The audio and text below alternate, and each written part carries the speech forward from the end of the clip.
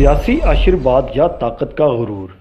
गुज़श्ता कुछ रोज से भक्कर में कब्जा ग्रुप तेजी के साथ सरगर्म अमल है। जूं पीटीआई हुकूमत के खात्मे का वक्त करीब आ रहा है, कब्जा माफिया भी मुतहरक हो चुका है। कमजोर और शरीफ लोगों की जमीनों, मकानात और दुकानों पर कब्जा करने की मजमूम कोशिशों का सिलसिला जारी है, लेकिन मुबैना सियासी पुष्तपनाही के बावजूद कब्जा माफिया को अक्सर मकामात पर नाकामी का सामना करना पड़ रहा है, जिसकी वजह district police officer Rana Tahir Rahman Khan है, जिनकी अपने तमाम SHOs को वाज़ेह हदायत हैं कि जहां भी कब्जा माफिया मुतहरक नजर आए, इनके खिलाफ आनी हाथों से निपटा जाए। जिस तरह चंद रोज कबल पुराने सेशन कोर्ट में पुलिस ने बरवक्त कार्रवाई करके नाजायज कब्जा की कोशिश को नाकाम बनाया और सियासी दबाव के बावजूद मारूफ सियासी खानदान से ही ताल्लुक रखने वाले मुल्जमान के खिलाफ थाना सिटी भक्कर में मुकदमा का इंदराज किया। इसी तरह गुज़श्ता रोज भी कब्जा ग्रुप की एक और कार्रवाई को पुलिस ने नाकाम बना दिया। थाना सदर पुलिस ने SHO एहसानुल्लाह खान की क़यादत